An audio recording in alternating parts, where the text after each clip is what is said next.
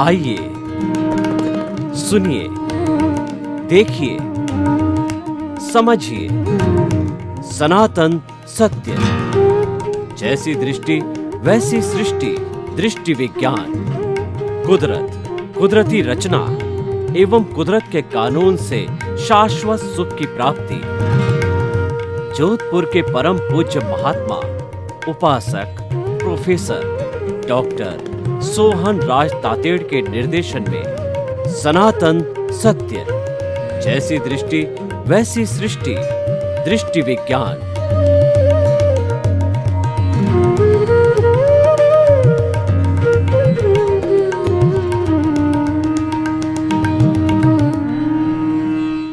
मातृशक्ति को नमन।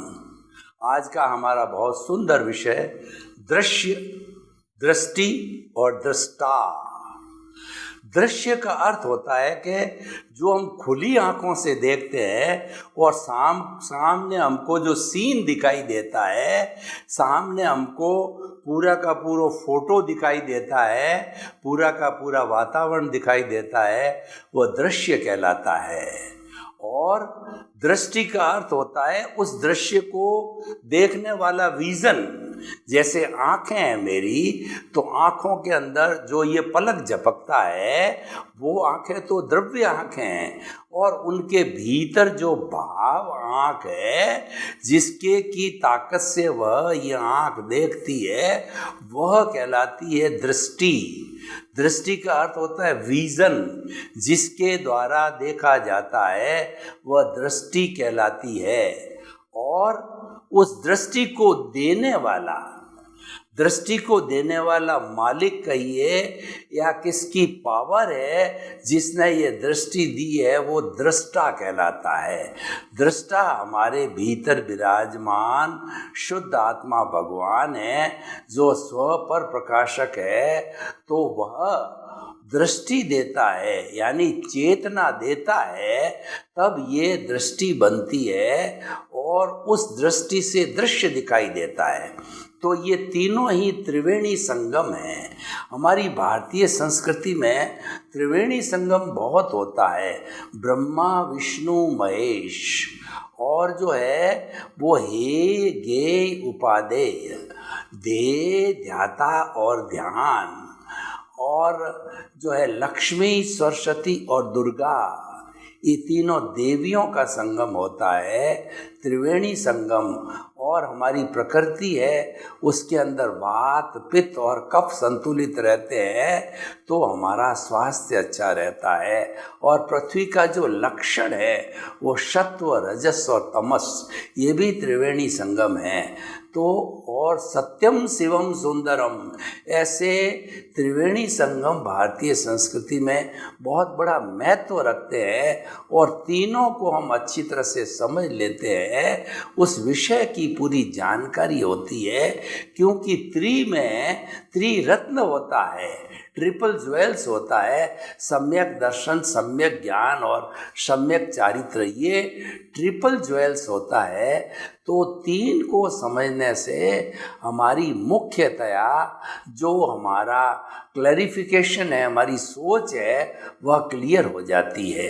अब आप देखिए कि मुख्य, क्योंकि यहाँ पर दृष्टा है, ये शक्ति देने वाला है, उसकी बात हम जो है मुख्य रूप से करते हैं। यह दृष्टि देने वाला स्व पर प्रकाशक क्या है, ये समझना जरूरी है। ये चेतना है, ये हमारी आत्मा है। और यह चेतना किसे कहते हैं? असंख्य चेतनामय परमाणुओं के पिंड को आत्मा कहा जाता है, कॉन्शियसनेस कहा जाता है। इसके अंदर आगमों में कुल 23 नाम आए हैं। और चेतना है तो मनुष्य का अस्तित्व है, और चेतना नहीं है तो मनुष्य का कोई अस्तित्व नहीं है। और चेतना भी कैसी होनी चाहिए? जो एक्सप्रेस करने वाली होती है, अभिव्यक्त होने वाली चेतना होनी चाहिए। बहुत से व्यक्ति कई वर्षों तक कोमा में होते हैं, क्योंकि उनका आयुष्य प्राण अभी जिंदा है, इस कारण से कोमा में है। लेकिन वह व्यक्ति क्योंकि उसको चेतना एक्सप्रेस्ड वे में नहीं है, तो न तो वो बात कर सकता है, न हाथ हिला सकता है और न कोई अपनी अभिव्यक्ति दे सकता है। कई लोग ऐसे भी होते हैं कोमा वाले, आंखें तो फरकाते हैं लेकिन बोल नहीं पाते, पहचान नहीं पाते, हाथ हिला नहीं सकते, तो वो अपनी एक्सप्रेशन नहीं कर पाते हैं। ऐसा क्यों होता है? क्योंकि उसमें अभी आयुष्य प्राण जिंदा है, बाकी के प्राण जो है वो उनके अंदर नहीं है। जब ऐसा होता, और प्राण है कुल 10 तरह से होते हैं। चेतना की शक्ति को प्राण कहते हैं, और जो है जड़ या पुद्गल की शक्ति को पर्याप्ति कहा जाता है। यह भी इससे जुड़ा हुआ है। समझना चाहिए कि प्राण 10 तरह के होते हैं। हमारी 5 इंद्रियां होती है, स्पर्शन रसन घ्राण चक्षु श्रोत्राणि इंद्रियाणि। इनको जैसा मैंने अभी कहा कि दृष्टि जो है वो उसका प्राण होता है, तब दृश्य दिखाई देता है। आँख के अंदर अगर दृष्टि या विजन नहीं है तो आँख फूटी हुई कही जाएगी और दृश्य दिखाई नहीं देखा, वो तो बेचारा अंधा हो जाएगा। तो इसीलिए जो है ये हमारे 5 प्राण इंद्रियों के हो गए, और मनोबल, वचन बल और काया बल, ये 8 प्राण हो गए। श्वासोच्छ्वास प्राण जिससे हम श्वास लेते हैं और निकालते हैं, और आयुष्य प्राण, ये अगर 9 प्राण भी चला जाए तो आयुष्य प्राण जिंदा रहता है, तब तक मनुष्य मरता नहीं है। कोमा वाली मैंने बात कही, और हमारे सरहदों के ऊपर लेह वगैरह में बर्फ़ की शिलाएँ होती है, तो हमारे जवान लड़ते लड़ते देश की रक्षा करते करते किसी जो है वह कहना चाहिए उसके अंदर जो है वो बर्फ़ के भीतर जो है ढक जाते हैं। तो क्योंकि उन लोगों का आयुष्य खड़ा रहता है तो वो 6 महीने तक भी जिंदे रहते हैं। जब बाहर निकाला जाता है, शरीर गर्म किया जाता है, तो व्यक्ति जिंदे हो जाते हैं। तो ये प्राण होता है। और पुद्गलों की शक्ति को प्राप्ति कहते हैं। आहार प्राप्ति, शरीर प्राप्ति, इंद्रिय प्राप्ति, श्वासोच्छ्वास प्राप्ति, भाषा प्राप्ति और मन प्राप्ति, जिन जिन के नाम हैं वो पुद्गलों को शक्ति दे करके, और वो होता है मैं बोल रहा हूँ तो ये भाषा प्राप्ति के पुद्गल है, उससे बोला जा रहा है। और सारी इंद्रिय जो काम करती है वो पुद्गलों की शक्ति से जो है वो काम करती है।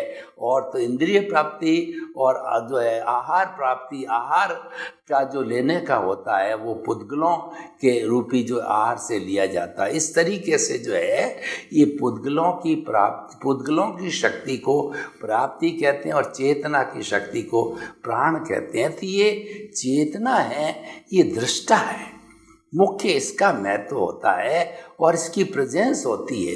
जो मूल स्वरूप वाला आत्मा होता है वह अक्रिया होता है, वह कुछ भी नहीं करता है, मात्र जो है उसकी प्रेजेंस से सब काम होता है। और उसकी ताकत है वो कहलाती लब्धि वीर्य। आत्मा की ताकत को एक शब्द के अंदर लब्धि वीर्य कहते हैं। जो प्राण होता है वही लब्धि वीर्य होता है। और पुद्गलों की शक्ति को कहते हैं करण वीर्य। शरीर की शक्ति को करण वीर्य कहा जाता है कि वह जो है शरीर के मन वचन काया है उन सब को शक्ति देने वाली जो है वो करण वीर्य होता है। तो इस तरीके से दृष्टा का बहुत बड़ा महत्व है, और दृष्टा ही पूरे शरीर को शक्ति देती है। और इस दृष्टा के, और शरीर तो है जड़ है, शरीर पुद्गल है और आत्मा दृष्टा है। इन दोनों के बीच के अंदर न तो वह पुद्गल है और न वह चेतन है, बीच वाला मिश्र चेतन बन जाता है।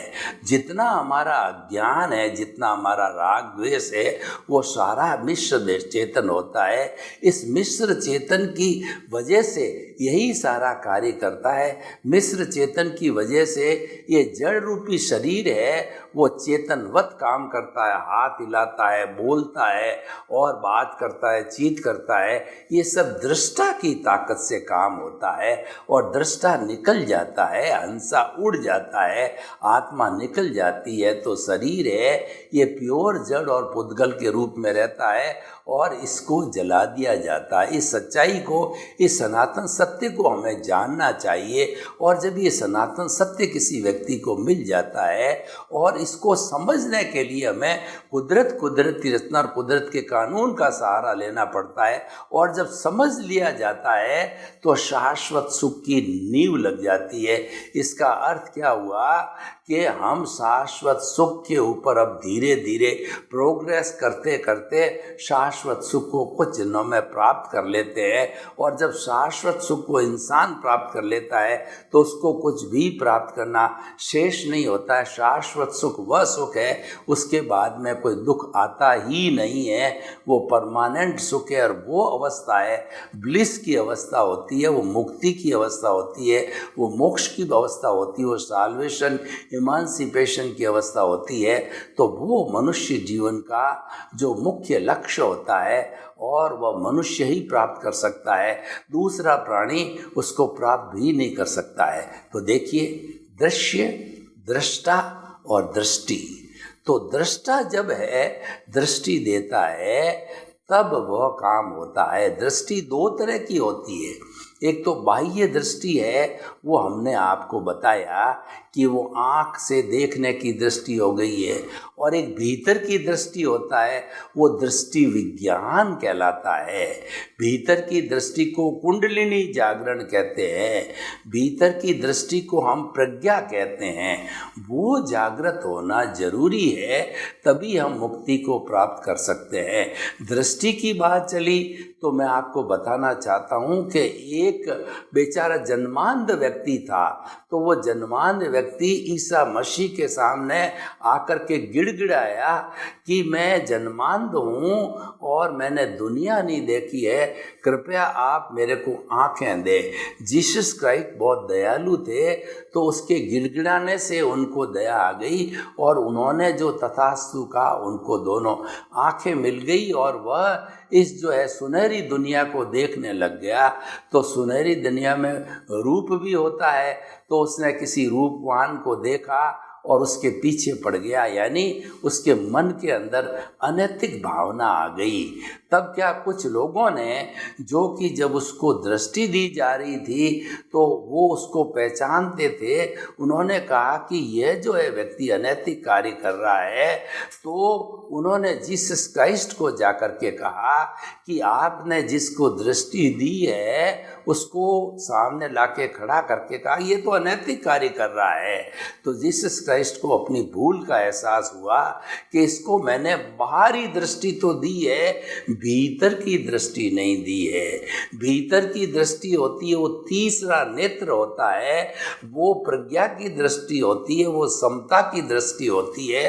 बाहर की दृष्टि, जैसे हमारे दो चरम आंखें हैं, तो एक आंख में हम राग से देखते हैं, दूसरी आंख के अंदर हम द्वेष से देखते हैं। तो ये राग द्वेष की जो दो आंखें होती है और यही हमें घुमाती है, यही कर्म बंधन करने वाली होती है और यही अज्ञान कहलाता है। और जब तक रहती है हम शाश्वत सुख को प्राप्त नहीं कर सकते हैं।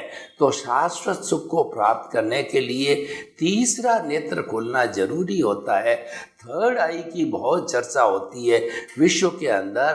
थर्ड आई जो होती है वो हमारा राग द्वेष से ऊपर उठ करके समता की अवस्था होती है। तो वह जब खुल जाती है तो हमारा काम बन जाता है। अब वह कैसे खुलती है, ये हमारा दृष्टि विज्ञान से जुड़ा हुआ विषय है कि दृष्टि विज्ञान कैसे प्राप्त किया जाता है। और जब तक दृष्टि विज्ञान प्राप्त नहीं कर किया जाता है तब तक मोक्ष की नींव नहीं लगती है, तब तक हमको सम्यक दर्शन प्राप्त नहीं होता है और हमारा काम नहीं बनता है। तो सम्यक दृष्टि को प्राप्त करने के लिए हमें गुरु को ढूंढना होता है, क्योंकि गुरु बिना जो है वो ज्ञान नहीं होता है। तो गुरु के लिए कहा गया है कि गुरु गोविंद दोनों खड़े और काके लागू पाए, बलिहारी गुरु आपने और गोविंद दियो बताए। यानी कि गुरु भी खड़े हैं और ईश्वर भी खड़ा है, तो पहले मैं गुरु के पांव लगूंगा, क्योंकि गुरु है, उन्होंने ज्ञान दे करके और मुझे जो है ईश्वर के दर्शन कराए हैं। तो पहले गुरु के दर्शन किए जाते हैं, फिर ईश्वर के दर्शन किए जाते हैं। गुरु जो है वो दृष्टि देने वाला होता है, वो ज्ञान देने वाला होता है, गुरु ज्ञानी पुरुष होता है। और गुरु क्या करता है कि एक ज्ञान रूपी दीपक को हमारे भीतर जला देता है, और वो ज्ञान रूपी दीपक जो है वो जलता रहता है, और उस ज्ञान के अंदर हमारा अज्ञान रूपी अंधकार तिमिर है वह पूरा हट जाता है। तो वह ज्ञान की स्थिति आनी चाहिए, ये गुरु के द्वारा ही होता है। गुरु क्या करता है कि हमारा जो दर्शन मोहनीय है, अनंतानुबंधी कषाय है, उस कषाय को जो है वो भस्मीभूत कर देता है अपने ज्ञान से, अपने अतिशय से और अपनी साधना से। जब और उसके अंदर दोनों बातें होती है कि हमारे उपादान के अंदर पुण्योदय होता है, तब गुरु मिलता है। इधर पुण्योदय हुआ, उधर गुरु मिला, और दोनों के मिलने से जो है ज्ञान की प्राप्ति हुई। ज्ञान की प्राप्ति होने से अनंतानुबंधी कषाय समाप्त हुआ और वह प्रज्ञा जागृत हो गई। जब हमारा अनंतानुबंधी कषाय समाप्त होता है तो हमारे जो है मूल आत्मा से एक भाव सत्ता बाहर निकलती है, जिसको कि हम प्रज्ञा कहते हैं, तीसरा नेत्र कहते हैं, थर्ड आई बोला जाता है। और वह प्रज्ञा मोक्ष की प्रतिनिधि होती है, और वही जो है पूरे हमारे जीवन को, ज्ञानी व्यक्ति के जीवन को, मुमुक्षु के जीवन को, महात्मा के जीवन को वही संचालित करती है। और वह कदम कदम पर जो है वह निर्देश देती रहती, कहीं भटक जाता है। इसीलिए कहा जाता है किसी भी व्यक्ति को एक बार जीवन में सम्यक दर्शन मिल जाता है तो निश्चित तौर से कभी न कभी मोक्ष की ओर जाएगा। और जब इस लेवल पर हम बराबर रहते हैं तो ज्ञानी पुरुष सद्गुरु जो है हमारी कितनी भारी मदद करते हैं कि 3 उपक्रम हमको एक साथ में देते हैं। हमारे अज्ञान का भस्मीभूत करके नए कर्मों का बंधन न हो तो हमको सुरक्षा कवच देते हैं, हमको 5 आज्ञा देते हैं, और वो हमारा सुरक्षा कवच है, वो मुक्ति में ले जाने वाला है। 5 आज्ञाई मोक्ष अगर आप निरंतर पालन करोगे तो निश्चित तौर से मुक्ति को जा सकते हो। और 3 बड़े बड़े जो उपक्रम हमको दिए जाते हैं, उस उपक्रम के अंदर पहला है प्रीतिथि। ये जो हमको आत्म पद पर बिठा करके और हमारा गुरु या हमारा ज्ञानी पुरुष हमारे भीतर ये 100% आत्मविश्वास जागृत कर देता है कि तुम तो है जो है मूल स्वरूप में शुद्ध आत्मा, वो तुम्हारे को पाना है, तुम्हारे को अंतर आत्मा हमने बनाया है। अब आप प्रीतिथि, जागृति और अनुभव करते करते परमात्मा बन जाओ। तो 1 भव लगे, 2 भव लगे, 4 भव लगे, उसमें आपको परमात्मा बनना है, उसकी वो नींव लगा देते हैं, प्रीतिथि बिठा देते हैं। रात को 12 बजे भी आपको उठाया जाता है तो आप ये कहोगे रिलेटिव व्यू पॉइंट से मैं सोहन राज तातेड़ हूँ, जो कि देहदारी, नामदारी और पैकिंग रूप में, लेकिन रियल दृष्टि से मैं शुद्ध आत्मा हूँ। कैसा शुद्ध आत्मा? जो 84 लाख जीवा योनि में एक सा, जो अभेद भाव से एक सा भगवत स्वरूप के अंदर विराजमान है, कोई अंतर नहीं होता, वैसा मैं शुद्ध आत्मा हूँ। और जो विविधता हमको अलग अलग प्राणियों की दिखाई देती है, वो अपने अलग अलग कर्मों के कारण, भावों के कारण, कॉजल बॉडी के कारण, लिंग शरीर के कारण, उदय और प्रारब्ध के कारण वो अलग अलग दिखाई देती है। तो देखिए कितना बड़ा काम हमारा हो गया। और अगर इस मानव जीवन के अंदर ज्ञान मिल जाता है, ये काम हो जाता है, हमारी सीट बदल जाती है, इसका मतलब हम धन्य हो गए, हमने अपने जीवन की सार्थकता प्राप्त की है। इसीलिए हर मानव को हम ये कहना चाहते हैं, आप सद्गुरु को तलाशिए। और हमारा ये सनातन सत्य भी यही कार्यक्रम करता है कि हम आपको कुदरत के कानून के सहारे ultimate reality of the world, ultimate जो है सार्वभौम सत्ता जो है विश्व की, वो हम आपको देना चाहते हैं। और वो क्यों देना चाहते हैं कि हम आपके शाश्वत सुख की नींव लगाना चाहते हैं। शाश्वत सुख तो एक जन्म में मिलना बहुत मुश्किल है, क्योंकि जो फोर्स पीछे से आ रहा है उदय प्रारब्ध है, और वो कर्मों का जो राग द्वेष, जो मूल 8 द्रव्य कर्म और उसकी 148 प्रकृतियों का जो चिट्ठा है, बहुत लंबा चौड़ा है। लेकिन एक बार जब अगर नींव लग जाती है तो नींव लगने के बाद में स्नेह कुछ जन्मों के अंदर वो सारा जो है बर्फ रूपी शिला की तरह जो है हमारा डिस्चार्ज है, वो डिस्चार्ज रूप के अंदर ही है, क्योंकि नया चार्ज बंद हो गया। जब हमारा गुरु ज्ञान दे देता है तो नया चार्ज बंद होता है, यानी संपूर्ण बंद नहीं होता है, परंतु जो मुख्य रूप से जो हमारा दर्शन मोहनीय था, अनंतानुबंधी कषाय था, कर्मों का बंधन करने वाला था, वो समाप्त हो गया। तो पीछे तो अप्रत्याख्यानी, प्रत्याख्यानी और स्वंजलन जो है बहुत ही डाइल्यूट जो है दर्शन मोहनीय की दशाएं रहती है, वो तो सामान्य डिस्चार्ज रूप में भी सामान्य रूप से तोड़ा जा सकता है। लेकिन पत्थर पर लकीर खींचने के बराबर अनंतानुबंधी जो है कषाय है, वो गुरु के जो है अतिशय से, गुरु की कृपा से, हमारे पुण्योदय से भस्मीभूत हो गया, तो हमारे में एक बहुत बड़ा हो गया। तो ये सारा दृष्टि विज्ञान है, और इस दृष्टि विज्ञान को देने वाला हमारा जो शुद्ध आत्म स्वरूप है वो दृष्टा है।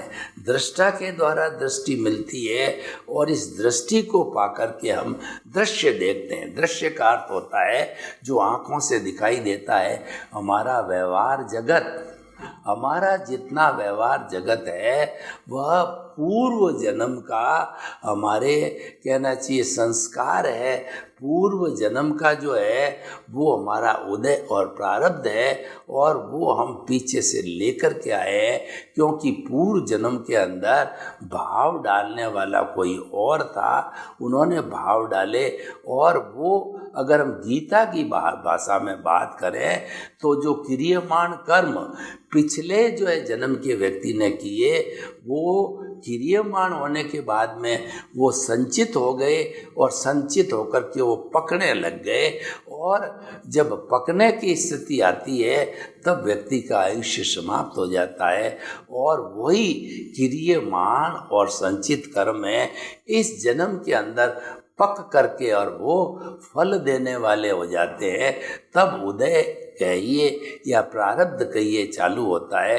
तो प्रारब्ध हमारा परिणाम है, प्रारब्ध है हमारा रिजल्ट है, प्रारब्ध है हमारा पका हुआ कर्म है, वो हमारा फल है जो कि हमने पूर्व जन्म के अंदर जो है इकट्ठा करके संचित करके पकाया था। तो भाई और बहनों, जो आज का मुख्य एपिसोड है दृश्य, दृष्टि और दृष्टा, तो हम जो है दृश्य तो जो है देखना हमारे हाथ में नहीं है, क्योंकि दृश्य तो है वह कुदरत है, वही दृश्य दिखाता है, और वह कुदरत के अधीन रहता है, और कुदरत ही उसको नाश न करना चाहती है वो दृश्य के लिए, और कुदरत के अधीन ही वो कार्य करती है। तो ये कुदरत के लिए कहा गया है कि रंगमंच ये जगत है, और कर्म खिलावनहार, और नाना रूप बनाए के और चेतन खेलनहार। चेतन की प्रेजेंस होती है, हाजिरी होती है, जब ही सारे कर्मों का बंधन होता है। और जब चेतन ही नहीं है तो कहाँ से मिश्र चेतन आएगा, और कहाँ से जड़ रूपी शरीर आएगा, कुछ भी नहीं होगा, कोई हरकत ही नहीं होगी, तो चेतन की उपस्थिति से हरकत होती है और अपने अपने जैसे कर्मों का उदय होता है, प्रारब्ध होता है, उसी के अनुरूप जो है ये शरीर नाचता रहता है और भोगता रहता है, कर्मों का भुगतान होता है। इसीलिए कहा गया कि यह शरीर है पूर्व जन्म के कर्मों के भुगतान के लिए जो है मिला हुआ है, तो हम भुगतान जो है प्राप्त करते रहते हैं। वो दृश्य की श्रेणी में आता है और दृष्टि क्योंकि दृष्टा देता है तो भीतर की दृष्टि देता है। यहाँ पर दृष्टि का अर्थ है भीतर की दृष्टि।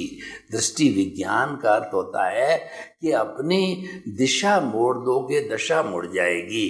तो हमारी जो नीचे की ओर शक्ति व्यय हो रही थी उसको हमने प्रतिसंलीनता करके ऊपर की ओर मोड़ा, क्योंकि हमारी प्रज्ञा वो भाव सत्ता के रूप में जो है खड़ी हो गई और प्रज्ञा हमको गलत काम करने देती नहीं है, वह टोकती रहती है और वो हमेशा हमारा जो है उन्नति का समर्थन करती है, अवनति का समर्थन वह बिल्कुल नहीं करती, क्योंकि उसकी प्रकृति है और वह जो है मोक्ष की प्रतिनिधि भी है। तो भाई और बहनों, हम आपको बताना चाहते हैं कि तीनों को बराबर संतुलित रखो और जो दृश्य चल रहा है, जो हमारा जो है भोग चल रहा है, उदय प्रारब्ध चल रहा है, उसको चलने दो। ऑटो मोड से उसके साथ तन्मयाकार नहीं होना है। इस तरीके से हम दृश्य, दृष्टि और दृष्टा तीनों का कॉम्बिनेशन करके हम शाश्वत सुख की नींव लगा सकते हैं। सर्वे भवन्तु सुखिनः, सर्वे सन्तु निरामया। लोक के सब जीवों को जो शांति मिले, सुख मिले, आनंद मिले, आपके प्रति मंगल भावना, शुभकामना। ओम शांति।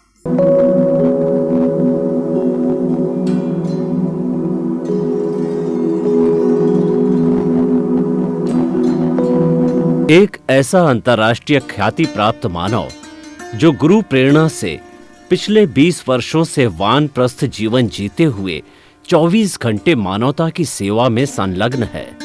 एक ऐसा मानव जो अभी राष्ट्रीय, अंतर्राष्ट्रीय टीवी चैनलों पर 7,500 एपिसोड के माध्यम से सनातन सत्य, आत्मविज्ञान एवं पुनरुत्थान, व्यवहार एवं निश्चय जगत के जीवनोपयोगी विषयों पर हृदय स्पर्शी प्रवचन कर चुका है।